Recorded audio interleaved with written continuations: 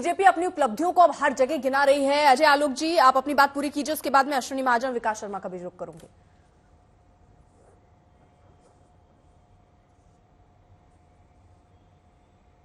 आवाज ही नहीं आ रही। अजय जी, आवाज पहुंच रही है आप तक? शायद उन तक आवाज नहीं आ रही, एक बार फिर से उनसे कनेक्ट करेंगे। लेकिन इस बीच जरा मैं अश्विनी महाजन जी से सुनना चाहूंगी। सर, तमाम दावे और वादे हर पार्टी हर दल करती है कि भारत ग्रोथ कर रहा है, आगे बढ़ रहा है। एक अर्थशास्त्री के तौर पर आप भारत को कहां खड़ा पाते हैं? किस तरह हम क्या प्रगति की तरफ बढ़ रहे हैं? इकोनॉमी के तौर पे भारत कैसे आगे बढ़ रहा है? देखिए अर्पिता जी, ये तो बात सच है कि भारत अभी 10वीं से 5वीं अर्थव्यवस्था पर आया। और जिस प्रकार से जर्मनी जो तीसरे नंबर पर है, इस समय 0.4% की दर से नीचे जा रहा है। और 2023 के अंत तक जो जर्मनी की और भारत की जो जीडीपी है, उसमें सिर्फ $600 बिलियन का अंतर रह जाएगा, जो 2.5 साल में पट जाएगा। यानी 2026 तक, यानी अगली पारी तक, जैसे मोदी जी कह रहे हैं, तो अगली पारी के बीच में ही यह भारत जो है तीसरी अर्थव्यवस्था बन जाएगा। ये तो बात हुई कुल मिलाकर के जीडीपी की। लेकिन हमें इसके पूरी अर्थव्यवस्था के संदर्भ में जब बात करते हैं तो सभी सेक्टर्स की बात करनी होगी। तो जहां तक मैन्युफैक्चरिंग का सवाल है, लगातार मैन्युफैक्चरिंग जो है वो नीचे जा रही थी। हम जानते हैं कि 2014 तक आते आते हमारा जीडीपी में मैन्युफैक्चरिंग का योगदान लगभग 16% रह गया था। और इस बीच में चीन से आने वाले आयातों में 2004 और 14 के बीच में 3000% की वृद्धि हुई थी। स्वाभाविक है, उसके कारण हमारे उद्योग धंधे बंद हो गए थे। ये सारी दुनिया जानती है, हमें इसमें कोई विशेष बताने की जरूरत नहीं। लेकिन इसके बाद जिस प्रकार से मेक इन इंडिया पहले हुआ, फिर उसके बाद आत्मनिर्भर भारत कोरोना काल के बाद, जिस प्रकार से 15 सेक्टर्स में एक पीएलआई स्कीम दे करके और तमाम प्रकार के दूसरे उपाय करके मैन्युफैक्चरिंग को दोबारा उभारने की कोशिश जो हो रही है, उसका जो असर है, वो असर हमारे सामने अब दिखाई देने लगा है। चाहे वो एपीआई हो, चाहे वो खिलौने हो, चाहे वो डिफेंस की बात हो, चाहे वो इलेक्ट्रॉनिक्स हो, मोबाइल फोन्स हो, तमाम प्रकार के जो उद्योग धंधे हैं वो आगे बढ़ रहे हैं और वहीं से रोजगार निर्माण होता है। जो आप जानते हैं कि जो रोजगार निर्माण की, ये सभी अर्थशास्त्री जानते हैं इस बात को, अर्थशास्त्र के जितने भी विद्यार्थी वो जानते हैं कि 6 से 7 गुना ज्यादा रोजगार के सृजन की संभावनाएं होती है मैन्युफैक्चरिंग में, सेवा क्षेत्र की तुलना में। हमारा देश सेवा में तो आगे बढ़ रहा था, अभी हम सेवा में भी आगे बढ़ रहे हैं। जिस प्रकार से सेवा क्षेत्र के निर्यात बढ़े हैं, सॉफ्टवेयर के निर्यात बढ़े हैं, अभी हम बहुत जल्दी बहुत तेजी से आगे बढ़ रहे हैं उसमें।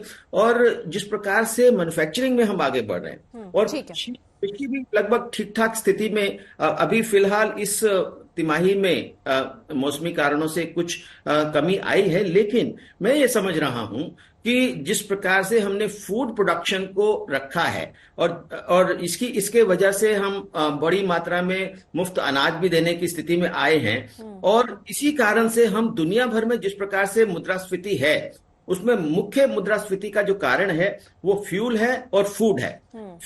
फ्यूल में हम इंडिपेंडेंट इकोनॉमिक जो फॉरेन पॉलिसी है, उसकी वजह से हम फ्यूल में काफी हद तक मुद्रास्फीति को काबू में रख सके हैं, रशिया से, बाकी जगह से हम तेल आयात करके। और फूड में जिस प्रकार से हमारी फूड प्रोडक्शन लगातार बढ़ रहा है, उसके कारण हम मुद्रास्फीति को दुनिया के दूसरे मुल्कों में, जिन्होंने कभी मुद्रास्फीति सुनी नहीं थी, अमेरिका हो, यूरोप हो, इन लोगों ने यानी अश्विनी जी, जो आप कह रहे हैं, कुल मिला के जो प्रयास अभी सरकार की तरफ से हो रहे हैं वो सही दिशा में हो रहे हैं, आप ये कह रहे हैं? सीधा सही।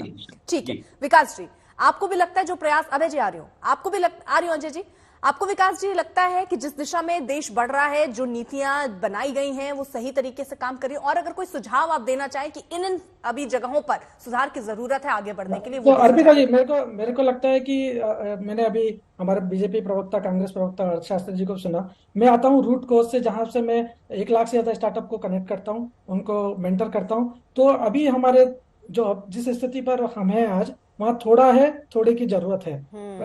जब मैं ये बात बोलता हूँ तो अभी जैसे आपका CGTMS स्कीम हो गया, आपने 2 करोड़ बढ़ाकर मोदी जी ने 5 करोड़ कर दिया, लेकिन ये स्कीम बहुत अच्छी है, बढ़ गया, लेकिन कितने लोगों को इसका फायदा मिला? मैं ऐसे बहुत सारे स्टार्टअप जानता हूँ जिनको फायदा मिला, और ऐसे भी बहुत सारे स्टार्टअप जानता हूँ जो कि बोलते हैं कि नहीं, ये मेरे लिए काम नहीं कर रहा। तो अगर जब आप GDP की बात करते हैं, तो आप कितने घरेलू उत्पाद अपने देश में बना रहे हैं और हम कितने यूज कर रहे हैं हमारे घर में, हमारे देश में, उसके हिसाब से ये इकोनॉमी डिसाइड करती है। नंबर कुछ भी हो सकता है, 10 trillion, 30 trillion, you can put any number, but important is how you see agriculture, how you see industry, how you see manufacturing, and हम हमारे देश में बने उत्पादों को कितने % ज्यादा से ज्यादा यूज करें, एक्सपोर्ट करें। जैसे अर्थशास्त्री ने बोला था कि हम सर्विस में एक्सपोर्ट करना शुरू कर दिया, सॉफ्टवेयर बहुत सारे एक्सपोर्ट हो रहे हैं, इन सब के हिसाब से बहुत ही बेहतर संकेत हैं। लेकिन अभी भी यानी आप ये कह रहे हैं कि जो स्कीम्स लाई जा रही हैं उनका असर कितना हो रहा है, शायद वहां कोई कमी रह जा रही है चीजों को बिल्कुल, समझने क्योंकि अगर आप देखें अर्पिता जी, हमारे जितने भी स्टार्टअप्स हैं वो यंगेस्ट हैं, यानी जितने भी हैं, अगर बेंगलोर की गली गली में जाकर के देखें तो हर गली में आपको एक नया स्टार्टअप मिल जाएगा। ठीक है लेकिन अजय जब वो यूथ जी, ये करता सारी है, चुनौतियां तो है, कोई स्कीम शुरू कर देना, स्टार्टअप शुरू कर देना, लेकिन उसको किस तरह से वो लोगों तक पहुंच रहे हैं, क्या दिक्कतें और आ रही है, उन पर भी आपकी सरकार आगे गौर कर रही है कि नहीं? नहीं, बिल्कुल, मैं विकास जी की बातों से बिल्कुल सहमत हूं। और उन दोनों की बातों में एक चीज तो आपने देखी होगी कि एक सकारात्मक भाव है। हाँ, मेरा यह मानना है कि बहुत सारी सरकारें पॉलिसी बनाती हैं, और किसी भी अर्थशास्त्री हो, चाहे समाजशास्त्री हो, चाहे राजनीतिक शास्त्र के विद्यार्थी हो, चाहे न्यूज के लोग हो, एक बात तो सभी मानेंगे कि किसी पॉलिसी का कार्यान्वयन अगर सरकार 60% भी कर दे जनता में, जमीन पे, तो उस पॉलिसी को A1 पॉलिसी कहते हैं। और मुझे लगता है कि जितनी कमी है अगर किसी पॉलिसी में, जैसे स्टार्टअप्स, बिल्कुल उन्होंने कहा कि 1 लाख से ऊपर के स्टार्टअप्स हैं, सारे स्टार्टअप्स वैसे नहीं कर रहे जैसे करने चाहिए, तो उसमें क्या क्या कमी है और सरकार अपने लेवल से क्या क्या कर सकती है, ये पॉलिसी बना के की जा सकती है। इसलिए शायद सिंगल विंडो सिस्टम और तमाम तरीके के यंत्र भी हमारे सरकार ने खोले हैं कि हम कहां से और प्रोत्साहित कर सकते हैं, नई नई निवेश की नीति कैसे लाएं, नए नए बैंकों को कैसे बोले कि उनके लिए सरलीकरण करें, इंटरेस्ट रेट पे कितना कंट्रोल किया जा सकता है, ये सब तमाम वित्तीय चीजें हैं जिस पे सरकार काम कर रही है। ठीक है, अब आते हैं जरा, पहले कांग्रेस के मेरे मित्र ने काफी Congress data bank of corruption and lies से जितनी डेटाज निकाल के दी थी, फेक डेटाज, थोड़ा उन पे का पर्दाफाश करते हैं। एक आध का तो आप ही ने कर दिया था एनओसी का डेटा देके। 13.5 करोड़ लोग अति गरीबी की रेखा से निकले हैं अभय जी, ये हमने नहीं कहा, IMF ने कहा, वर्ल्ड बैंक ने कहा। लगता है उस वक्त आपने कान बंद कर लिए थे। आपने एक शब्द बहुत अच्छा बोला, हताशा में बीजेपी के प्रधानमंत्री हैं। अरे हताशा, निराशा और कुंठा तो आपसे छलकती है महाराज, कि 3 राज्य हारने के बाद जहां पे छाती पीट रहे थे कि हम लोग जीतेंगे, हम लोग जीतेंगे, क्या हश्र हुआ, तो उसके बाद कैसे हताशा होती है वो साफ दिखता है।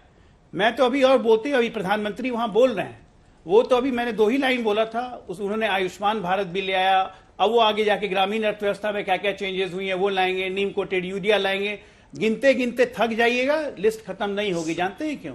क्योंकि आप में नकारात्मकता भर गई है और हम सकारात्मक ऊर्जा से हैं, और देश अब इसी सकारात्मक ऊर्जा से चलना चाहता है। आपने बीच में एक लाइन और घुसाया, इसी बेरोजगारी के कारण संसद पे अटैक हुआ। आप आतंकवादी हमले को, एक आतंकवादी हमला जिसे दिल्ली पुलिस ने कैटेगराइज किया है कोर्ट में और उसके पीछे अपनी दलील दी है, उसको आप बेरोजगारी से जोड़ रहे हैं। ये दिखाता है कि आप मानसिक रूप से दिवाली हो। राहुल गांधी का एक बयान है, बयान के बाद मैं अभय जी आपके पास आती हूँ। राहुल गांधी ने भी सिक्योरिटी, ये जो यहाँ संसद में जो पूरे घटनाक्रम के पीछे के कारण को महंगाई और बेरोजगारी कहा है, क्या कहा, जरा पहले ये सुन लीजिए। सुरक्षा ब्रीच हुई है, वो है, बट क्यों हुई? जो देश में सबसे बड़ा मुद्दा है, बेरोजगारी का मुद्दा, जो पूरे देश में उबल रहा है, मोदी जी की पॉलिसीज के कारण हिंदुस्तान के युवाओं को रोजगार नहीं मिल रहा है। तो ब्रीच जरूर हुई है, बट इसके पीछे कारण बेरोजगारी है और महंगाई है। अबे जी, अगर बेरोजगारी होगी, महंगाई होगी, तो जितने रेप हो रहे हैं, जितने क्राइम हो रहे हैं, ये सारे बेरोजगारी और महंगाई की वजह से ही हो रहे हैं क्या? अर्पिता जी, सारे चैनलों ने ये बताया। पहली बात तो मैं देश के गृह मंत्री जी का इस्तीफा मांगता हूं कि उस घटना के 6 दिन पहले एक आतंकवादी संगठन ने, एक व्यक्ति ने वीडियो डालकर, पन्नू ने, खालिस्तानी के नाम पर जो आतंकवाद फैलाता है, उसने कहा था कि मैं हमला करूंगा, उसके बावजूद भी लोग घुस गए। इसके लिए जिम्मेदारी लेनी चाहिए, वो लोग बयान तक नहीं देते हैं। मैं बड़ी बात करना चाहता हूं। आज देखिए इन्होंने स्टार्टअप्स की बात की। आप बदल गए। 5 मुझे पहले ये मिलियन बता दीजिए अजय जी, मैं हर इसके साल जवाब खुल रहे हैं। चाहती हूँ, सारी फिर आप आगे रिपोर्ट है अपनी कि बात 10 रख लीजिएगा। अभय जी, मैं आपसे ये सीधा से जानना चाह रही हूँ, ठीक है, एक विपक्ष के तौर पर जो ये जी। संसद में घटना हुई है इसकी निंदा होनी चाहिए, आप इसको लेकर कैसे भी कदम उठाइए, आप इस्तीफा चाहिए, आप माफी चाहिए, वो सारी चीजें ठीक है, लेकिन क्या इसको महंगाई और बेरोजगारी से जोड़कर देखना जो राहुल गांधी कर रहे हैं, जिस चश्मे से देख रहे हैं, वो चश्मा ठीक है या चश्मे को पोंछकर सही ढंग से पहनने की जरूरत थी? तो आप बता दीजिए कि वो जो लोग पकड़ाए हैं उन्होंने क्या कहा। उन्होंने, आपके टेलीविजन ने बाइट बताई जिस महिला की थी कि हमारे ये जो अमन है, ये दमन की वजह से हमारी आवाज मुखरता से उठाने नहीं दी जाती, बेरोजगारी है, ये तो सारे चैनलों ने और अखबार ने प्रकाशित किया। वही बात राहुल गांधी ने की, लेकिन सच पर से पर्दा हटा दिया राहुल गांधी जी ने। उसकी तकलीफ भारतीय जनता पार्टी की सरकार को है। $100 बिलियन से अधिक का इंपोर्ट चीन से कर लिया इन लोगों ने। और ये मैं नहीं कह रहा हूं, parliamentary standing committee on commerce की रिपोर्ट कह रही है कि गैर जरूरी चीजों के चीन से आयात से, वो चाहे खिलौने हो, वो चाहे साइकिल हो, एमएसएमई स्पॉइल हो गया।